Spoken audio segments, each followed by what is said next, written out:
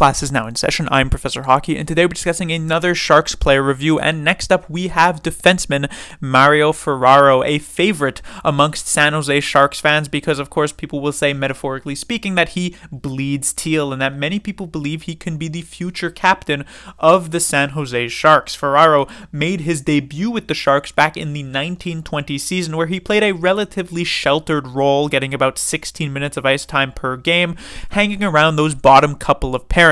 But it was the 2021 season where he had his breakout year and found himself on the top pairing with Brent Burns. And Brent Burns is not the easiest defenseman to play with. Usually when you go with a team's top defenseman, they're more of a two-way guy, and so you do have a slightly easier time because you know that they're going to not only pick up the load offensively but also defensively. But Brent Burns indexes so heavily onto the offensive side of things that when you're playing with him, you need to be extremely responsible and cognizant defensively to cover for those holes in Brent Burns' game. And Ferraro did that exceptionally well in the 2021 season. Very, very strong sophomore season for a recently young and rookie player like Ferraro was. And so it sparked a lot of hope in San Jose Sharks fans' eyes that this player who was putting in, laying his heart on the line every single night constantly, was actually playing rather well. And so going into the 21-22 season, there was not at all expected any sort of drop off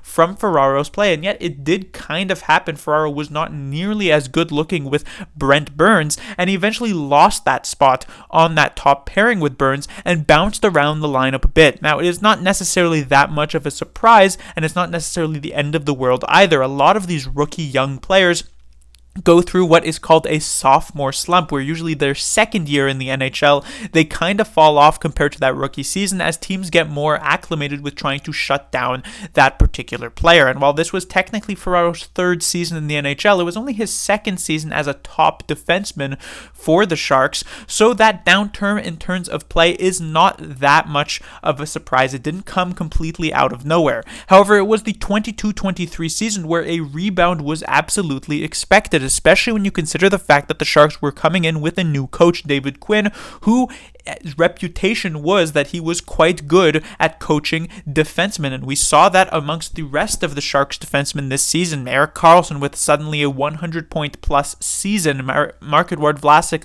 his best season since the 18-19 year. Matt Benning looked like a serviceable top four defenseman for like the first time in his entire career, and so you thought a rebound could be in the cards for Mario Ferraro, and yet it didn't really happen. Instead, the downward trend continued for him, and it's made even worse with the fact that, like I mentioned earlier, Ferraro puts in 100% of effort every single game. And you might be thinking, well, why is that a bad thing?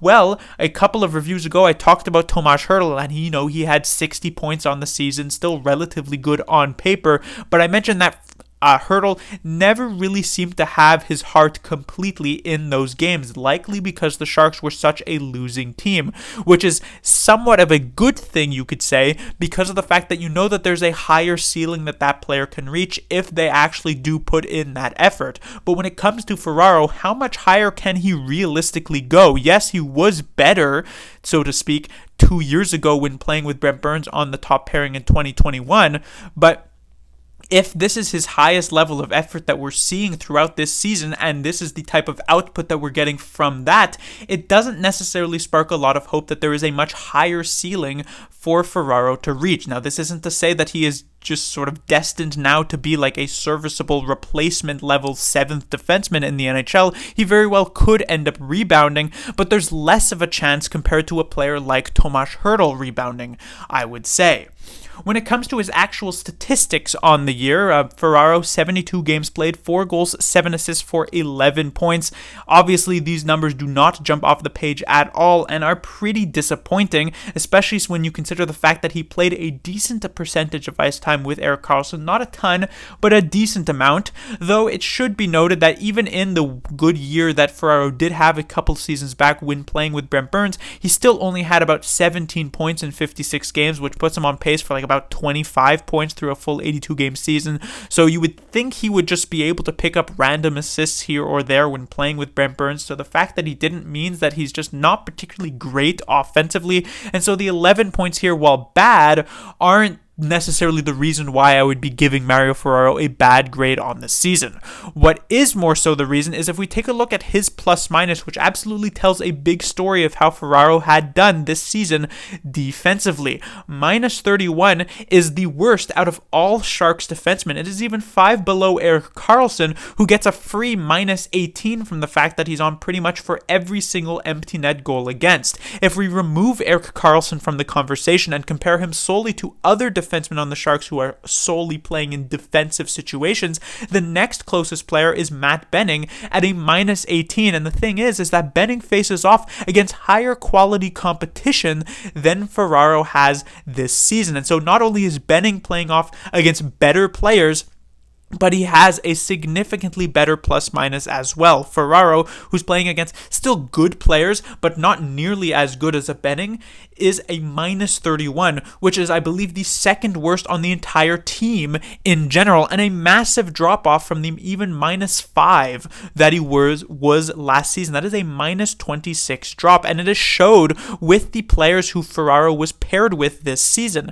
Most Sharks defensemen had very consistent defensive partners. Karlsson played 37.5% of his even strength ice time with Jacob Megna, which would have likely continued if Megna didn't get traded.